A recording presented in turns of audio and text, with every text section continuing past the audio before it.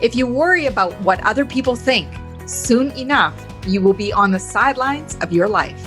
Welcome to the Millionaire Woman Show, where we'll be discussing leadership, business, human potential, inspiring you to live rich from the inside out. Unlock your creativity, stretch out of your comfort zone, break through your barriers, take inspired action, and achieve epic results. Now here's your host, 3-time best-selling author, speaker, and certified executive coach, Debra Kasowski. Hello, everyone, and welcome to another Millionaire Woman Show. We take you guests from around the world to inspire, motivate you into action, and educate you so you can live rich from the inside out. Now, today's guest, I had been watching on Instagram for a while, and I'm so excited to have him here on the show. Anthony Trucks is a serial entrepreneur with one serious superpower, the power to use his identity as a tool to execute so consistency becomes easy. Something he teaches people which allows them to start attaining their most ambitious desires as quickly as this month.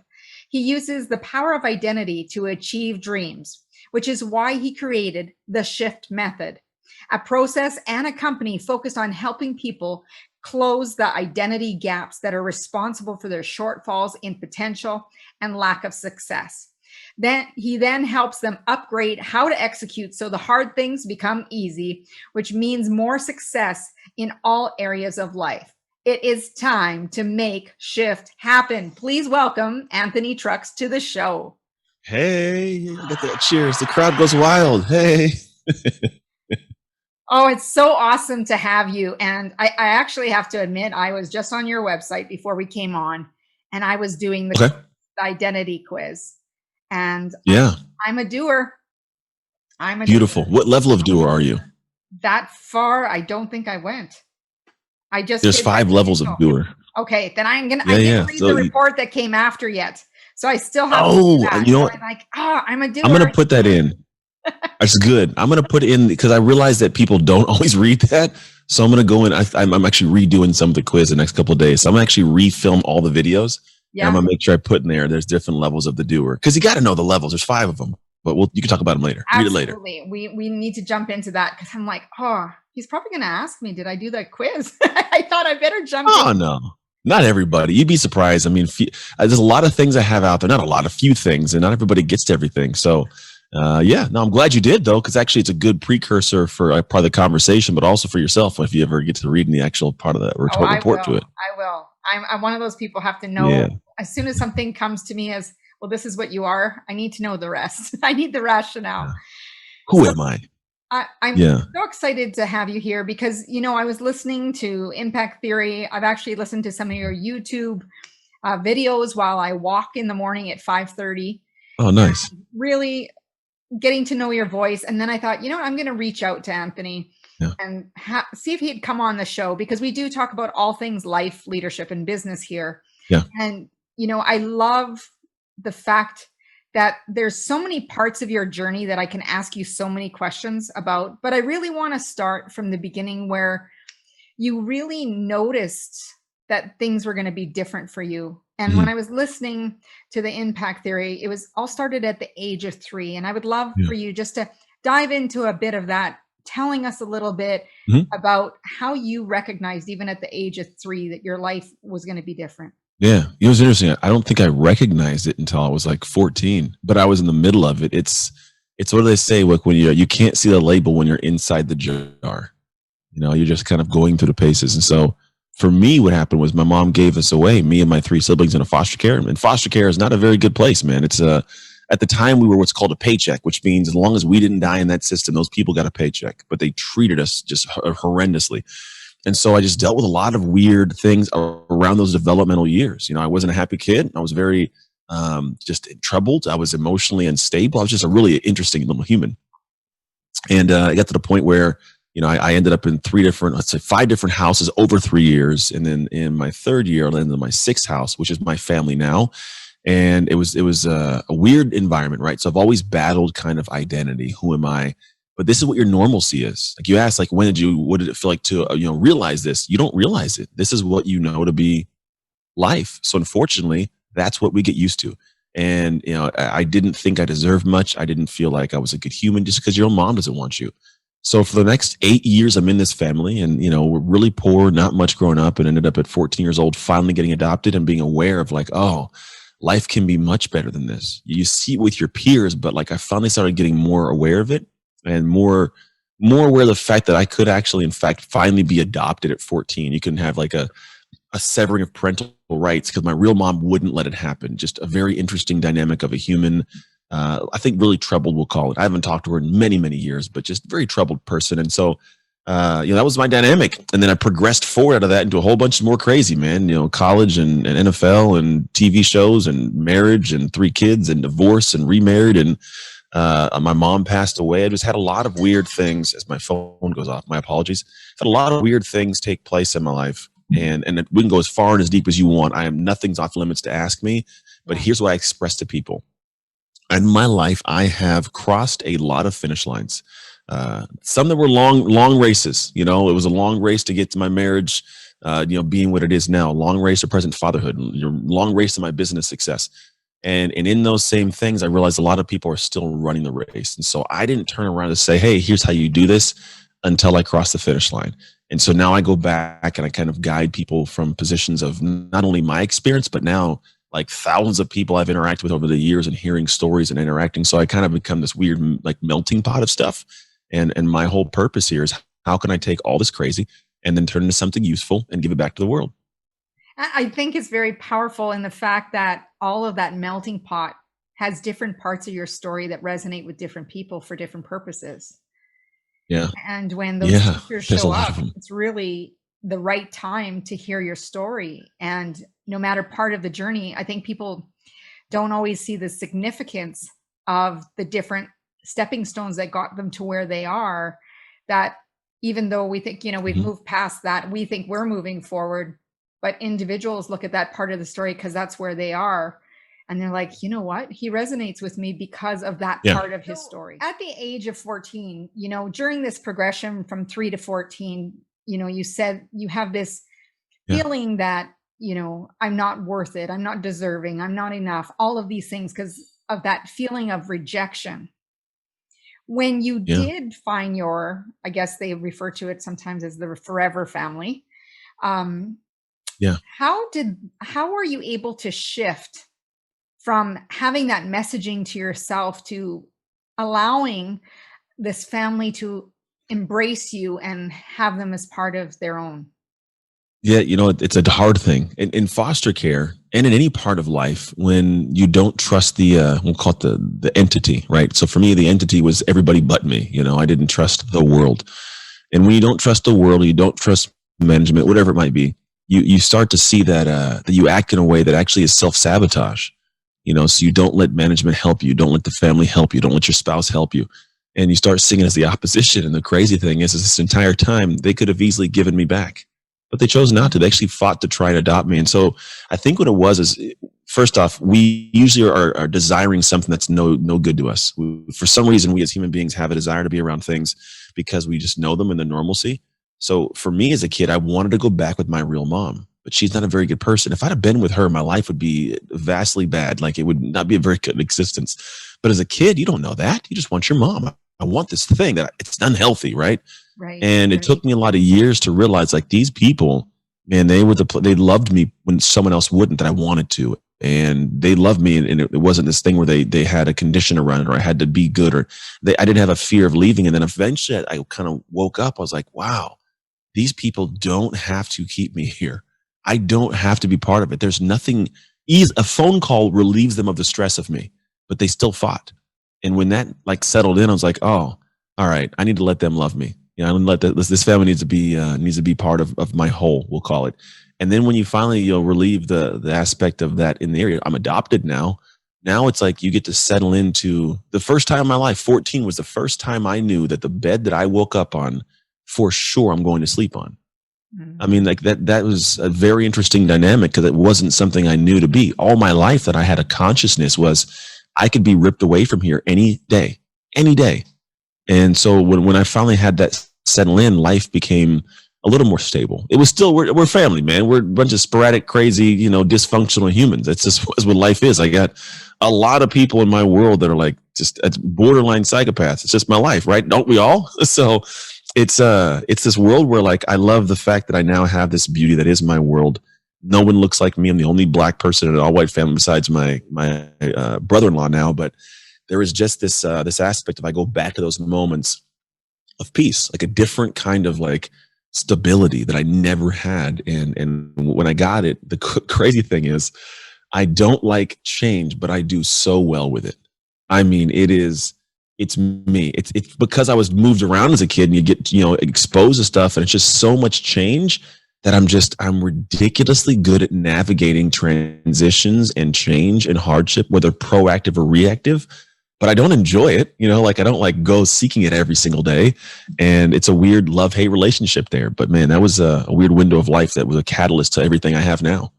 Well, it pretty much socialized you to be able to be a navigator of change and being able to teach others how to do the same. Without trying. Yeah. Because I mean, I wasn't desiring to be a teacher. No, I think a kid in my position, honestly, statistically, any prison in America, 75% of the inmates are former foster kids. And if not, 50% of our homeless population are former foster kids. And if not, less than 1% of us graduate from college or university. So we're not set up to do very well. So no kid in my position is thinking about anybody but himself. I want to do right. I got to be good. I'm gonna be okay. And that was it. I was just, can I get through this craziness? And then there was pivotal moments in my life, and I was like, okay, I want to be great, damn it. Like phenomenal great. I don't know what it looked like, but like, I'm going to be great. And when you finally make that choice, it sets your brain in a different kind of wavelength and just trajectory. And in doing so, like I realized the things that I would run into that would shut most people down. Oh man, like I was good. Like that shut you down. Somebody said they don't like you, and that's it. Like my mom doesn't love me. She gave me away. Like we're good. Like let's keep on moving. It sounds so weird, but that's it. And then over time you do a lot of that. And then I got to a position where like, yeah, as a teacher now, I realize there's so many lessons that I learned that are valuable to teach. And like you said, if I unpacked all of my story, I mean, I literally counsel people in marriage and in business and in, and how to start businesses like that from the ground up. I can help you install a car stereo in your car right now. I'm not joking. I can pull the wires out, connect it, put it in. There's a lot of stupid things in my head, and it's all from weird experiences. And I think my ability to have now. YouTube either, right? No, I mean, I go to YouTube, but I figure weird things out, and because of I think my heart to teach, because of the thing that because my mom passed from MS in 2014, and I am who I am because of the woman that she was. Just period. It was the unconditional love on a human being that was not her blood, but she helped me reach a potential that was previously statistically impossible. And when she passed, I was like, if I can find a way to pass that message on in some way, I'm gonna do it. And the way I figured it out was like, all right, I love taking my ideas and giving them to the world, and people going, thank you, Aunt. And it's mostly because growing up, I didn't get that. I didn't have that appreciation. And so I selfishly desire a thank you, but I only get that thank you by giving fully to have somebody do better. And so that coupled with my mom's kind of like unconditionally love, like at this point, I go out and do a lot of stuff because I love to thank you, but I know like at the end of the day, there's a little bit of mom kind of pressing into somebody's heart when I help their business or help their marriage or help their health or whatever it might be. Beautiful, beautiful. So was there a period that, you needed to have forgiveness for your own mom in order for you to move forward? Oh yeah. I mean, that's a given, right? And there's forgiveness for a lot of people in the world. The parts of the story I didn't go deep into is, I get to the point of post NFL. I come home, I'm married, I have a couple more kids, and my wife has an affair. Breaks my soul. Like for me as a foster kid, family is my core. I didn't grow up with my parents in the house. So being present with my family like that has a different anchor to my soul, deeper than most people grasp. It's not a normalcy to me. I take none of it for granted. So when my wife had this affair, like ruined my soul, right? And there's aspects to how it took place. Like I was a non-present husband trying to, reclaim my sense of confidence post NFL by building the gym, and I'm gone 6 a.m. to 10 p.m. She has newborn twins and a 4-year-old by herself, no money coming in. Like she's a trooper. And so her choice was horrible choice, but it took 2 people to get there. And so that was an aspect of like forgiveness. My mom giving me away, forgiveness. My real dad I found at 21. told me he had no idea who I was. 9 years later, before he passed, says, hey, I did know all the time, right? So how do you let those things go? Mhm. And the first thing is you never completely let them go. Because now I'm past the aspects of my real mom, my real dad. I have a great, sense of care and love for. I'm back with my ex-wife. I 3 years divorced, custody battles, craziness. And there's different, aspects for each of those journeys. But it takes two people to get there. Yeah. And so for me at this point, anybody that's battling with forgiveness, there's a perspective that really changed my ability to have all this craziness happen, because I'm back with my ex-wife.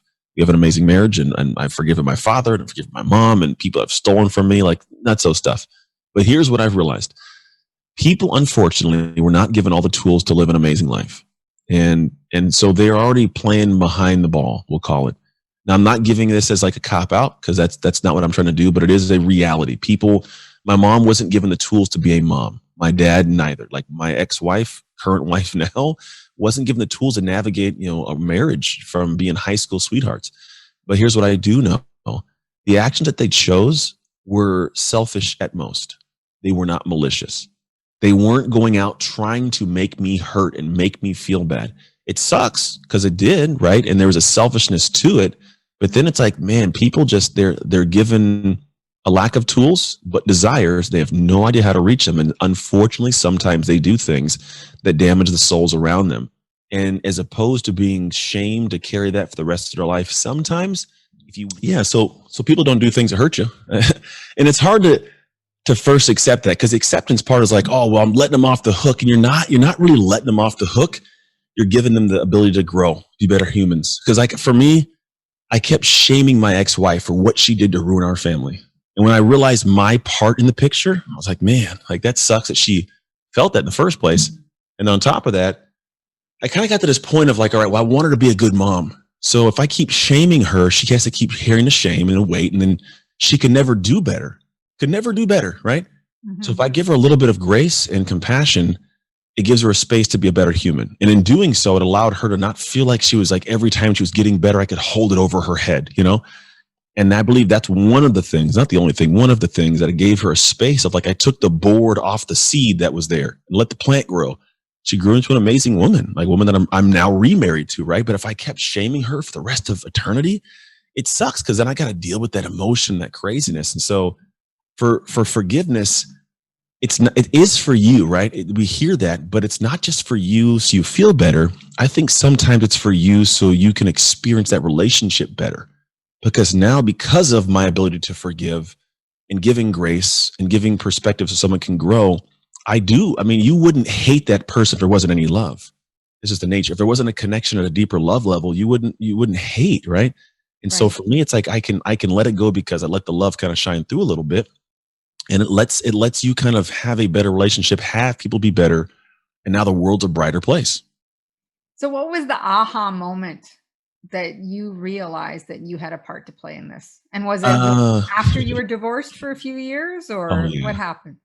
that was like 2016. We were divorced. Yeah, so it was like 3 years later. I call it a fog. People go into a fog, and I don't know how everybody else handles it, Deborah, but there is a moment where like you just kind of settle in, and this all sucks. I mean, there's a point in time when I didn't want to be here. I'm like, if this is life after the NFL, I don't want any part of it. Like, this sucks. My marriage sucks. I'm not a present dad. The business sucks. I'm out of shape. No football. Why am I even here? And everything falls apart. And there was a catalyst moment where I woke up, and here's the truth of it. I'm an honest guy. I'm a man of faith, have been for a long time. Since I was 14, but in NFL, I never even cussed in the NFL. I rarely ever even cussed, it's the NFL. Everybody cusses. I just didn't do it.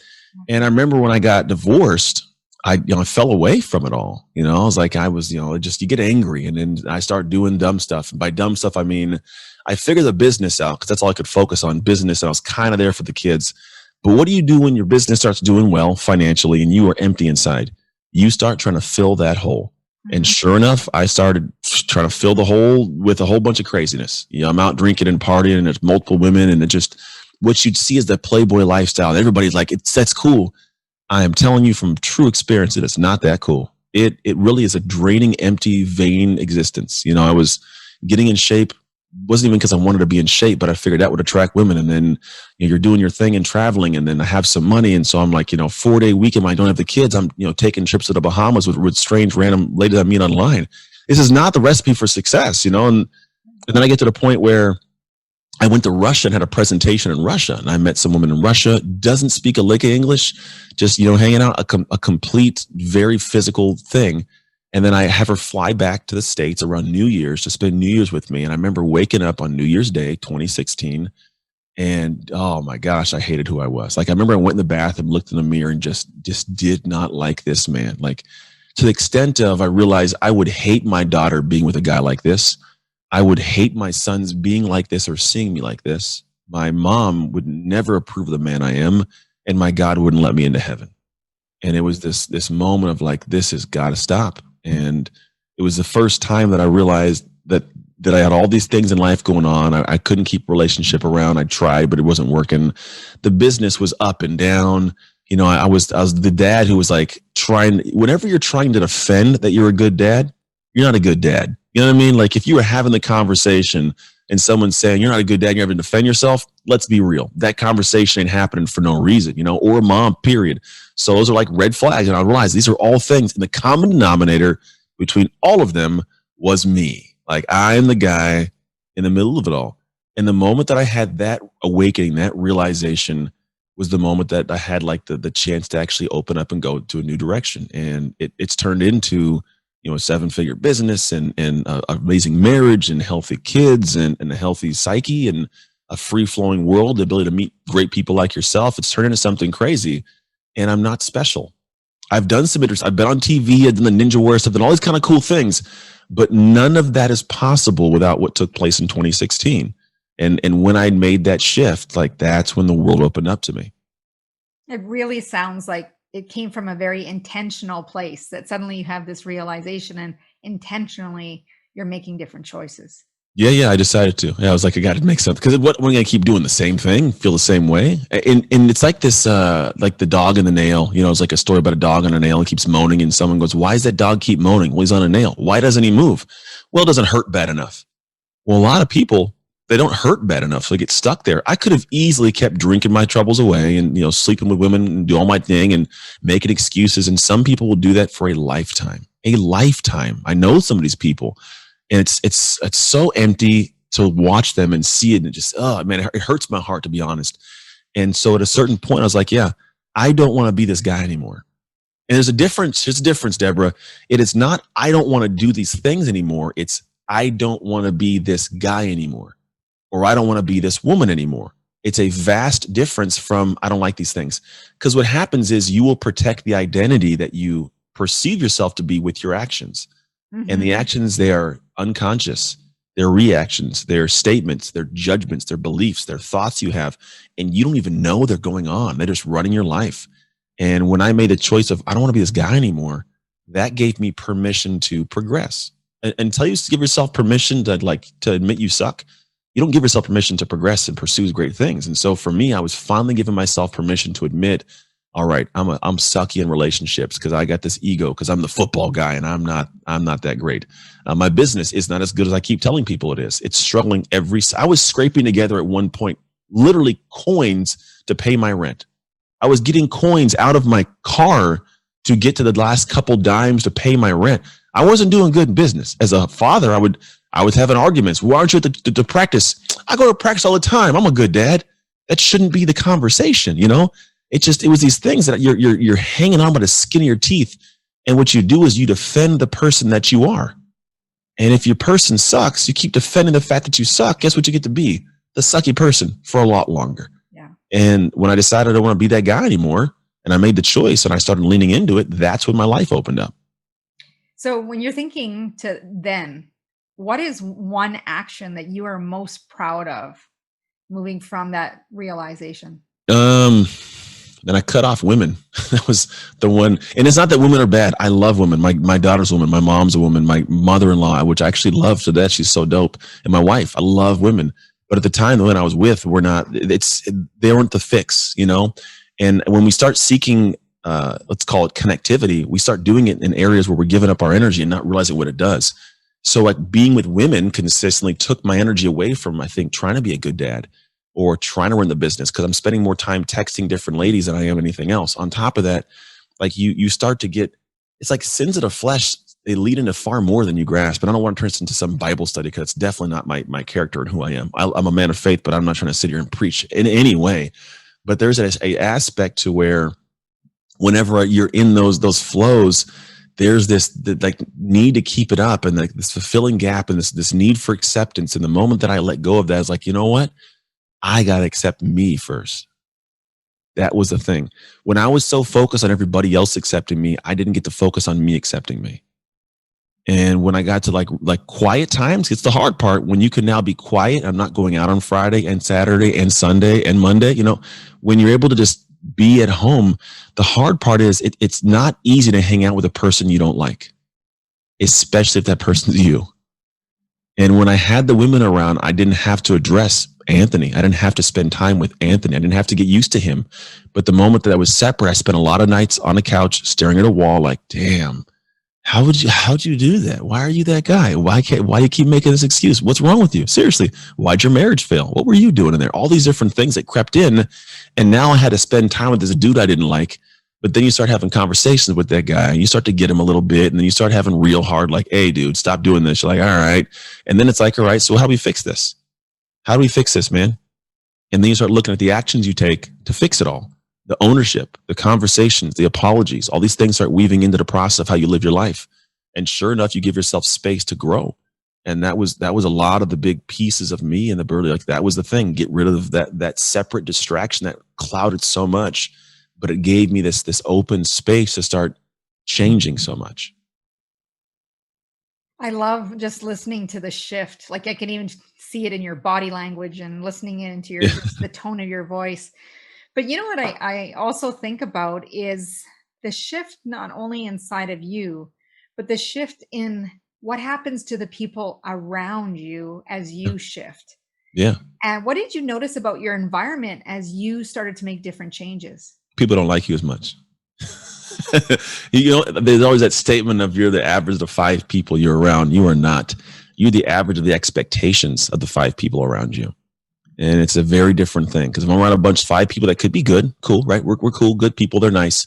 But those people, man, if they expect you to go out and a drink and a party and hang out and like, text women, all this kind of stuff, and you stop doing it, like, what's up? What's wrong with you? And then you start getting, you got to get ostracized because you're not that guy anymore, and it's a weird dynamic. But then you start seeing, as human beings, I think one of the hard parts is we don't like to not be accepted by a group, our peer group. We need to have a peer group.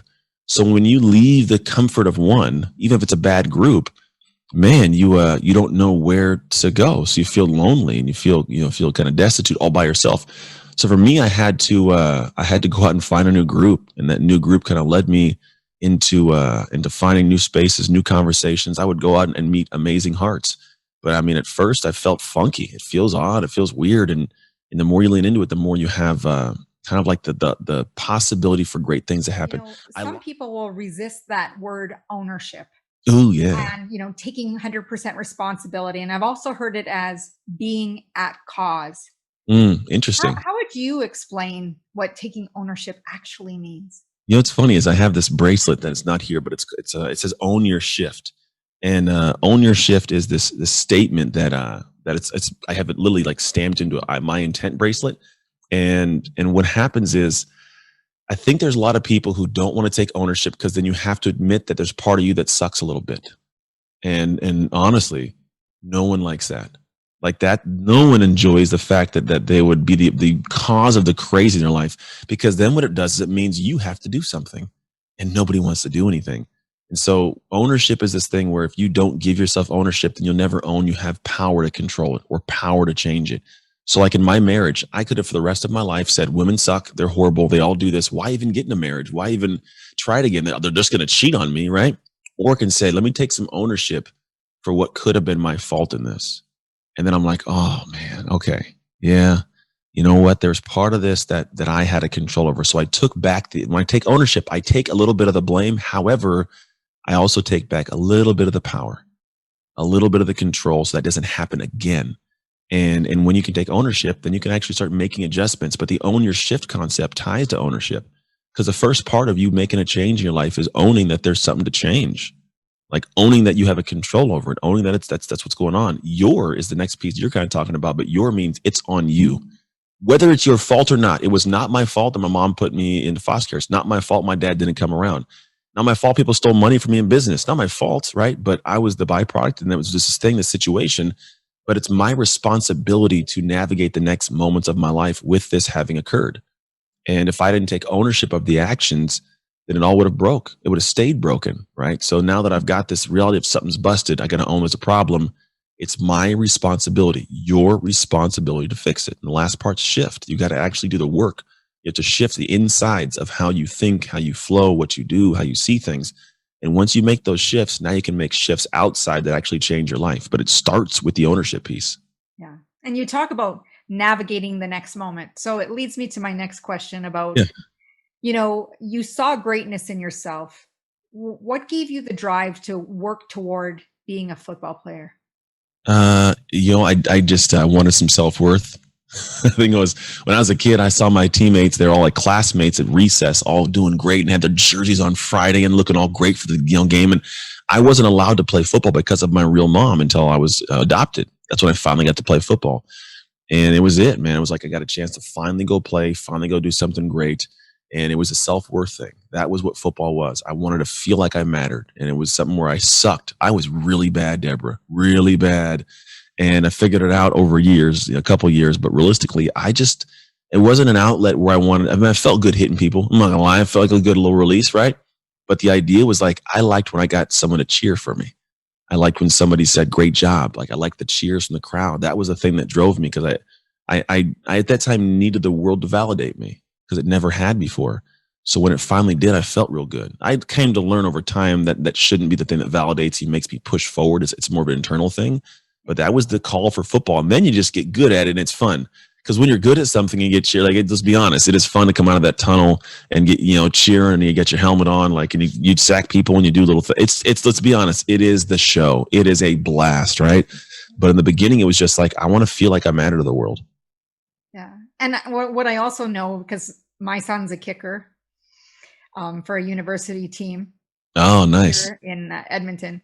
But what I know is it's that part of family, right? Mm-hmm. It really precludes you back to that family environment, that community, that bonding of everybody being together. Now, how about life after football? I know with many athletes that they define their identity. So we're talking a little bit about identity now, but they define themselves by the sport they played, who they were at the time. And sometimes they don't set new goals right after, and they lose themselves in the fact that they no longer have that in their lives. Mm-hmm. So what do you tell people who have identified, and it might not just be football, and it could be any sport, it could be any career that suddenly they were let go from a job and they're needing to transition. Mm-hmm. But how do you get them to shift from seeing where that identity was to where they could possibly even go? Oh man, this is what I call the shift method. It's actually a process. So everything I'm talking about, it's all stories, but for me, it boils down to what can I have somebody do, right? If I can't have you do something, then it's just me telling stories. That's cool, but you could watch a movie, you could watch a YouTube video and feel good about yourself. And so this boils down to the process. The process is the change. So the first thing is a stage, and it's the C stage, and it goes C, shift, sustain. It's tied to, for the most part, what I've learned in process of football, which is you really essentially have the structure of, can I plan? Can I execute? Can I stay consistent? So the C phase is a plan phase in a stance. Essentially what it is there's two areas that people don't see things in their world. They don't see what's been holding them back. They're not aware of it. It's that blind spot, we'll call it. So the blind spots are prevalent for a lot of people. They never really understand what's going on or why they're in these weird spots. And then what ends up taking place is they run their life without realizing they're about to crash.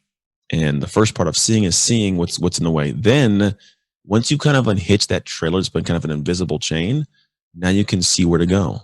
And when you start seeing where you want to go, it should be something that sparks some interest and sparks a little bit of passion. Because if you don't have this passion or desire or something that makes you want to do it, or like it'd be great to get there, then why do you do it? That's why visualization is so big, is when you can see and touch and taste it, it pulls you towards it. You unconsciously do the right things to get there. And so if you can't see that, you won't get there. And then past that is more of like actionable stuff. But the beginning portion is, what do you see for yourself? What do you see it stopping you that you hadn't seen before? That sucks to grab. Like for me, I was a sucky husband. I just see that. Now what can I see in the future that I want to go after? A better marriage, happiness, joy, a better family.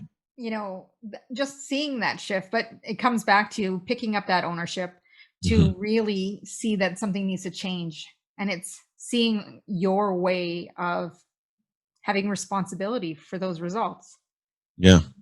Yeah. It's pretty much what it boils down to. It's because when you have responsibility, now something has to be changed. And if you take the responsibility of the problem, you can take the responsibility of the choice and the results of it for sure. It's interesting because a lot of people, they see only their current circumstance, right? Like you said, being in the jar, not seeing the label. Yeah. And it's hard for them to see 10 years down the road. Yeah. Even at the time that you had the realization with your wife, or, being adopted at 14, to see what life could be for you in 10 years down the road. Mm-hmm. There was the funny thing is back then I wasn't seeing any of that. There was just the, I'm seeing a foot ahead of like, I don't like this. I think there's two ways. Some of it's to see what I want to go to, and some of it's to see what I don't want to run into or don't want to catch me. And a lot of my life was like, I got to see what I don't want to catch me. And it takes a while to get to the point of seeing what you can go after, because then that it naturally takes care of what's coming after you. And some people are running from fear so fast that they're not realizing they're going towards something, and they end up falling off a cliff. And so for me, I'd like to turn the attention and say, look, if we go towards something great, you're going to outrun the craziness anyways. You will, but you won't fall off a cliff. You'll hit the bridge. How would you describe developing mental toughness? I know that you've done the marriage and Ninja Warrior. Is it physical things that help you develop it? Yeah, it's both. I mean, yeah, if you want to feel like you're dope, like you're a bad ASS, you got to do bad ASS stuff, like you got to be that human. And I think for me, developing it comes with leaning into things that really I don't like, that make me feel like I'm not capable. Because then what happens, you see if you are. And if you don't do well, it's fine. You can get better at it. But man, if you go in there and you do it, like, look how cool you are. And then that cool person gets to come into the world every day feeling confident. Confidence is a big thing, man. It's a very powerful drug if you get a lot of it. There could be too much of it, right? But the thing is just enough, the right level of it will give you the chance to feel hopeful, feel joyful, and feel like something's possible. And that is something that I think a lot of human beings really, really need. Because when you get that, and even if it's, a false confidence, sometimes that false confidence can lead to an action that creates real confidence, but you got to be able to take the action. So how do you evaluate opportunities that come to you? I have to see if they fit in my life scale. So opportunities come, but they're only opportunities, and called that if I may actually like them. There's a lot that comes into my plate. And so what I found is that there are a lot of things that happen in my world that really aren't opportunities. They look like it, but they're more distractions than anything else. I evaluate them based on what I want my life to look like 5 years from now. Right? Is this going to put me in the place where I'm actually who I want to be? We're all being somebody every day. Verbally, we're being somebody as a verb. That being is becoming something. And if I'm not careful, I will become something I didn't want to become because I was being somebody I wasn't aware of in the moment. And so I'm always like looking at like, what are these opportunities? What does it call of me? If I want to accomplish this thing, what's it going to require me to do consistently that will be me becoming somebody over time? And if it doesn't align with that guy, I don't do it. It's not even about money sometimes. It's not even about the notoriety. It's like, okay, if I do this, what kind of person am I with this? And if it doesn't align, I don't do it. And are you going to be proud of yourself at the end of the day? Yeah. If you're not proud of yourself, that's a big one. That's an integrity thing. Because some people, they'll do it if they don't feel proud. But if I'm proud, I feel good. So Anthony, how have you dealt with some of the naysayers? Like when an opportunity has crossed your plate, you've decided it's a right fit for your life, and you're like, okay, I'm going to do this. Yeah. And someone says, oh, do you really think you can? Yeah. I mean, that's a feasible thing. And that happens. I don't know if it happens as often as people genuinely think. I'm sure it does. But what I found in my life is there's going to be people that naturally don't want you to do it because then they want to see you do well, but not better than them. And they'll give you the perspectives based on what they're capable of doing, which isn't very much typically. And what I usually turn it back into is I say, look, okay, what do I want? And are they going to be in the place of my life that I'm going to be in later on? Or can they even, they see this thing? Because here's like, for an example, I keep going back to this relationship part of it. My wife and I, there are people who didn't believe we should be back together because of the craziness, right? You don't do that. Don't be back with her. And A lot of people have been in that same realm of like, that was stupid. You shouldn't do that. On the Tom Bilyeu Impact Theory podcast, there was a comment and someone goes, the moment he said he got back with his ex-wife, I got off. I can't be with them. I can't listen to this. I'm like, dude, you didn't even listen to the whole story. You idiot. There's so much gold right there. Go back and pay attention again. But I don't want to live my life for an outcome that somebody else might enjoy. So that's it. I live my life for the outcome I would enjoy. And if I lived my life for the outcome somebody else would enjoy, first off, most people don't enjoy their life. Statistically, 53% of people don't like their career, their job in America, which means the abnormal are the happy. So I don't want to be in the normal, right? So I realize there's an outcome of my life that I want. And if it doesn't make sense to you, that's cool. It makes sense to me. And if I find out it doesn't make sense to me, I'll get onto something else. But there's going to be the natural, people that just look at it and go, doesn't make sense. My best friend in the world, love this guy to death. He doesn't get what I do for a living. He's a police officer, loves his job and his career. He's like, I don't know how you go into a world where you don't know what you're going to make every single month, like clockwork and do whatever. I'm like, well, first off, I make a good deal, but I don't make it like clockwork like you do. But at the same time, I'm very fulfilled. I don't have to ask for 2 weeks off from somebody. I can literally I'm going to take a vacation and go tomorrow if I wanted to. And there's a notoriety like that I have in the world I live in. So I have some I feel good about myself, but he doesn't get it. Now, if I desire to live my life to his outcome, I would not be doing this. I would be in a different world. I'd probably be very unhappy. So I get it. Some people aren't cut out, are supposed to be doing the thing that they're doing. And so whenever you have people say negative things, I find it's tied to one, their internal lack of desire to be doing what they're doing first. And secondly, I mean, it would suck if you could do it. Then I have to be met with the fact of one of two things. It's typically one is that you are doing it right and I'm doing it wrong, and that hurts. No one likes to feel that way. Or the other part of it is, which they'd have to accept, and very few people do, is you're doing it right, I'm doing it wrong, and that's bad. So what I do is I demonize you, so I don't have to feel so bad. Yeah. It's the other side of the coin. So either I'm going to admit that you're right and I'm doing things funky, and I got to admit oh man, you're right. Or what most people do is say, how do I not feel so bad with you doing that? Oh, I tell everybody you suck and you're an idiot, and let's go squish you down so I can stay on top of you. So most people do that. So when they say the things they're saying, I'm like, you know what? That's cool. Do your thing. Whatever you feel you got to do to make yourself feel good, because I feel good. And if you feel like you have to press me down to be a giant standing on top of me, it says a lot about you and how you live your life. So you get to stay small while I keep growing. And, you'd think that they'd be inspired by it. But I think based on the number of actions you've taken, they probably have fallen along the way saying, yeah, he committed to it. Just watch, it's going to happen. That's how it works. The funny thing is people are worried about change and doing things different because people are going to, in the beginning of it, like, oh, they're not going to do it. They're not going to do it. How do you turn the tide on any of those? Well, you just stay consistent, because stage one is, oh, what an idiot. Stage two is, are they still doing that? How dumb. Stage three is like, wow, they're really still doing that thing. Stage four is like, dude, they're killing it. How'd that go? Stage five is like, hey, can you show me how? That's the stages. Yeah. But you don't get to the back end without going, I know them. yeah, right? 6 is I know them. So that's how you have to go through the stage and realize if you don't get through stage 1 and 2, you don't get to stage 3, 4, 5, 6. And you actually have to understand that's part of the journey, is people not making sense of it. And they're not making sense of it. They make sense of it by demonizing you, diminishing you, saying you're crazy. And that's just the natural order of the flow. So I know I didn't ask you this earlier, but some people will say that that's a projection. They're projecting back to you some of your subconscious thoughts. Yeah. That you have doubts in yourself. How would you address that? Yeah, I mean, it's a part of it for sure. And I don't even, it may not be a doubt, because sometimes there's a doubt, like I can't do it. And I don't assume you're better than me, because no one does. So they demonize it and make it. But I think sometimes they probably know they can, but they don't have the confidence in themselves to do it. So they get pissed.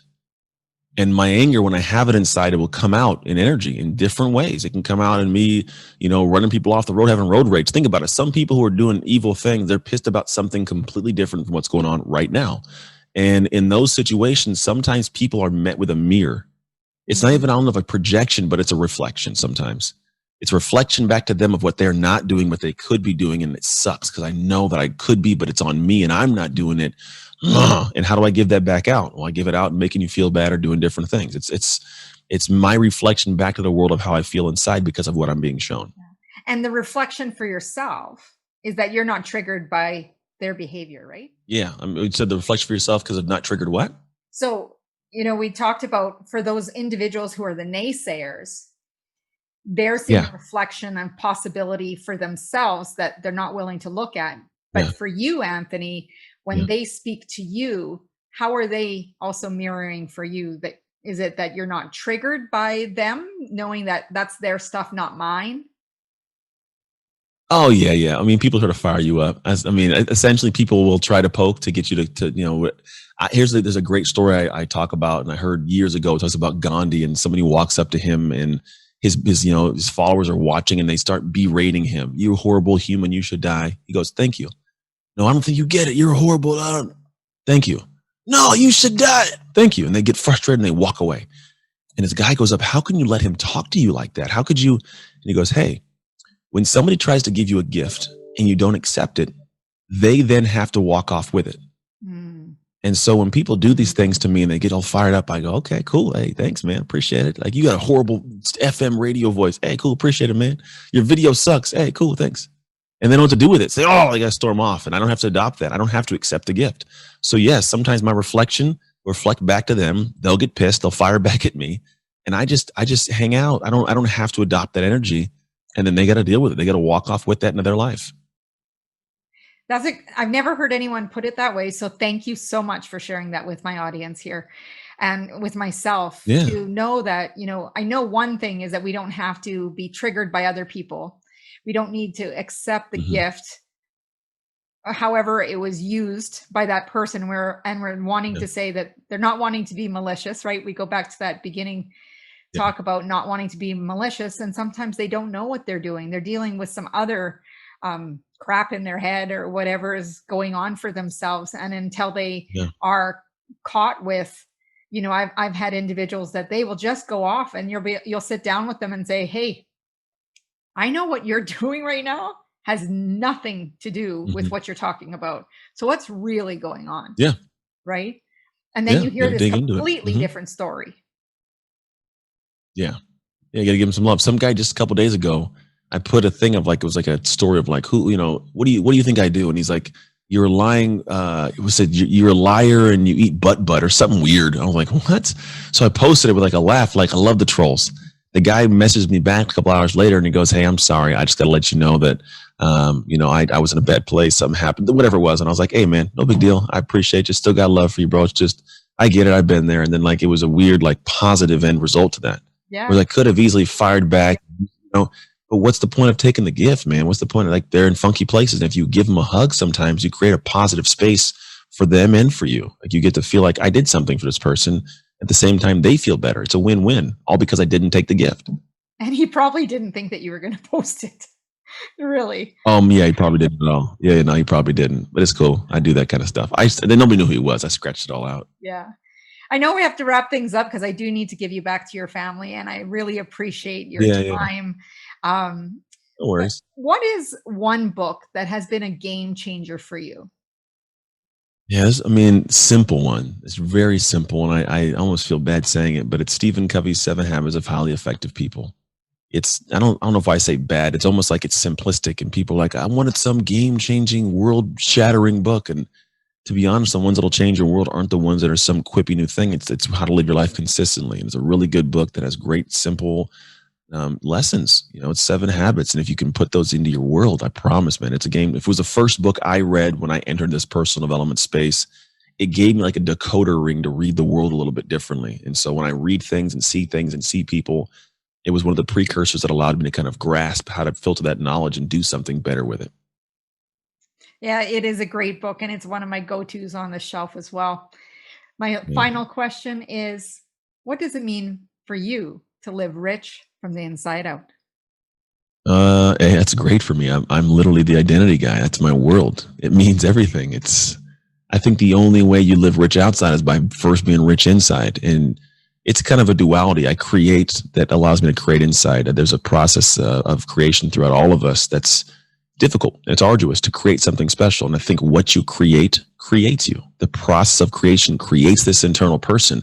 So if you create something the right way, and and love the process and you enjoy doing it, you're going to create something that could be rich outside. But if you do it right, you get to be rich inside at the exact same time. And then you start to find that the richness inside has nothing to do with outside. It's all the outside stuff is cool, but even without it, I still feel great. Even without the money and the time and whatever I have, I still am very happy with Anthony. I like being with this guy. So I think part of being rich is just being able to be alone with you and loving that human being.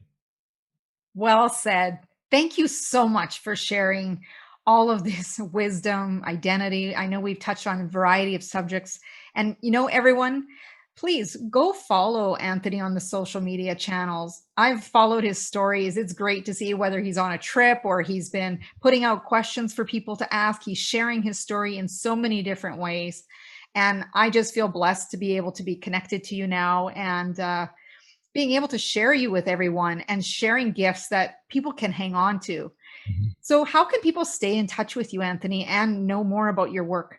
Yeah, just go to Instagram is probably the fastest place. Just go to at Anthony Trucks on Instagram. It's fairly simple. If you want to take that quiz, you do www.slowergo.co and you can go take that as well.